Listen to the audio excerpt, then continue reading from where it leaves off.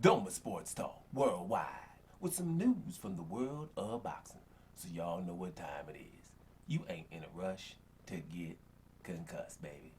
Now, a little heavyweight news coming your way. Well, Alexander Usyk, right? We've been talking about him lately, wanting to fight Tyson Fury for undisputed, right? If you don't get Tyson Fury, then he wants Deontay Wilder. That's the legend that, Alexander Usyk is. That's how he roll. Now, when you're talking about Deontay Wilder versus Alexander Usyk, we know that Sean Porter was like, hey, he would rather see that fight instead of Usyk versus Tyson Fury because it'd have you at the edge of your seat. We documented that as well. But other people weigh in on if that fight were to happen, and of course, the promoter for Anthony Joshua, Eddie Hearn, gave his 2 cents a while ago and just said, man, if that happens, cool. But at the end of the day, Deontay Wilder ain't gonna win no rounds. He still has that power in the right hand, but if he don't land that, he ain't gonna win no rounds. Okay, that's his opinion. Plus, you're thinking about Anthony Joshua just got beat twice from Alexander Usyk, and he was right there ringside to see it up close, so he knows what he's talking about in terms of, like, ain't nobody beating Usyk, and then they definitely ain't gonna be no damn Deontay Wilder. So that's Eddie Hearn's point. Now, Andre Ward, decorated, #1 pound for pound Hall of Fame, first ballot Hall of Famer, bad dude, you know what I'm saying? Andre Ward, super middleweight champ, light heavyweight champ, retired undefeated. So Andre Ward, he just said, hold up now. It ain't gonna be that easy. He sees Deontay Wilder being able to win some rounds as well. And of course, me being a Deontay Wilder fanboy or whatever, people you call you when you're down with Deontay Wilder. I see it like Andre Ward. I also am a Usyk fanboy, if some people probably call that. You know what I'm saying? Where you just acknowledge somebody's greatness. Usyk is a damn legend now, period, whatever. You know what I'm saying? I don't really want these guys to fight, but I do think that it'll be a competitive fight, even if Deontay Wilder doesn't knock him out. I just think Deontay Wilder is a victim of narrative, right? And narrative is underestimated in society, period. People who are in charge of the narrative, who can swing the narrative the way they want, then, they're going to be in an advantage. Because you can make people are basically followers. You know what I'm saying? That's why we hate. Don't we just say it every time? Follow me here, follow me there. I ain't never been on nobody's Instagram. I don't care about nobody's Instagram. You know what I'm saying? So ain't no following hat popping off.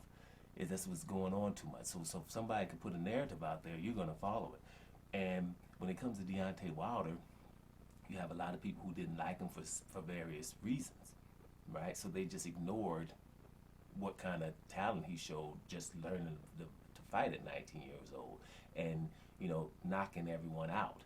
And people start asking why and how, which we don't normally do we?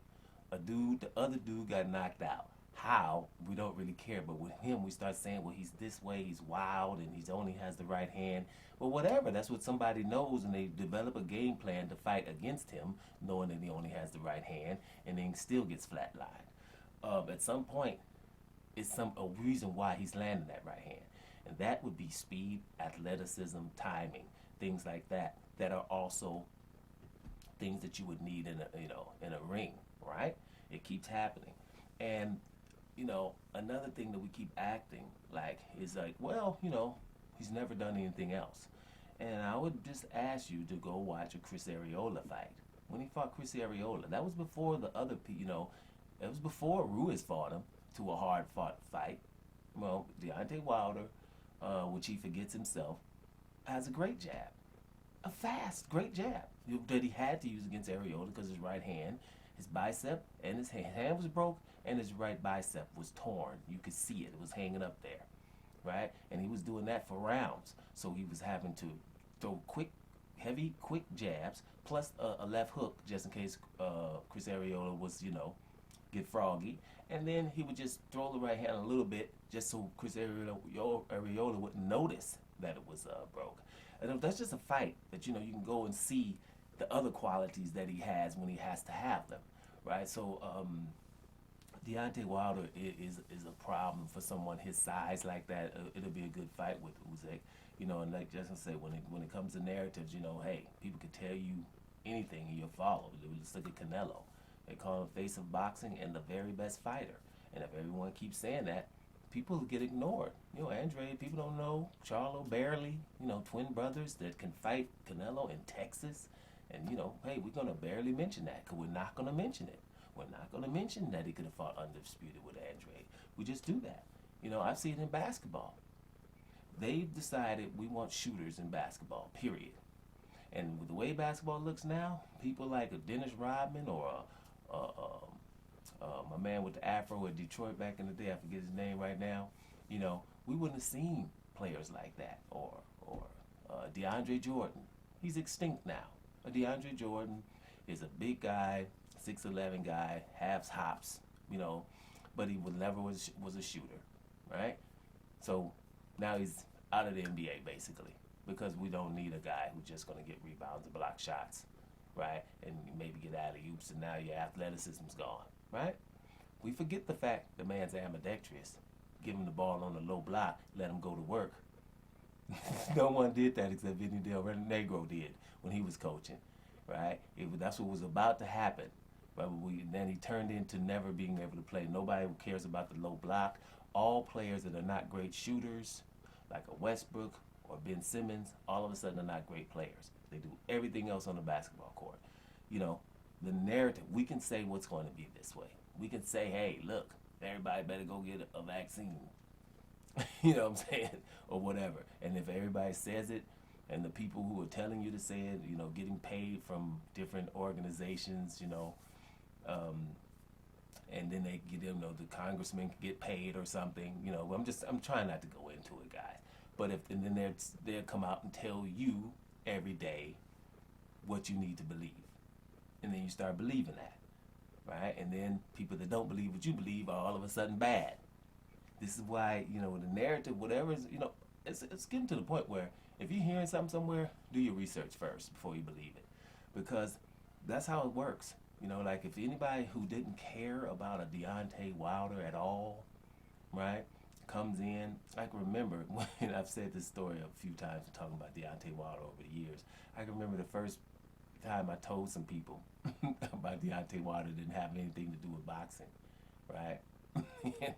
And they went and watched some highlights of this dude, and it was probably up until his first Stavern fight, right? Just the fights leading up, and they was like, man, America has a new Mike Tyson. This guy's crazy. And then every time they see me, they ask me when he's gonna fight again, because they don't, it's not into boxing. They talk about it with you right then. The next time they think about boxing is when they see you again. You know what I mean? But they went nuts on how crazy the guy was and how he was knocking people out, because that's what you would do if you're a casual. You'd say, this skinny guy's knocking people out, walking away before they fall, and all kind of crazy stuff, right? And they followed him since. Fans of him.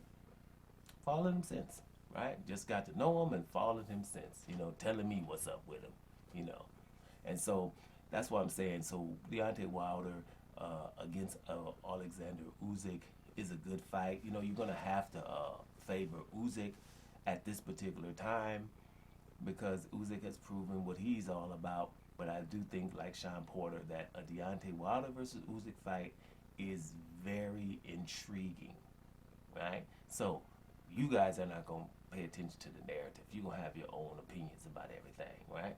That's what we're going to do here. But anyway, yeah, that's what's going down. I'm going to get up out of here, y'all. Doma Sports Talk Worldwide. And I'm about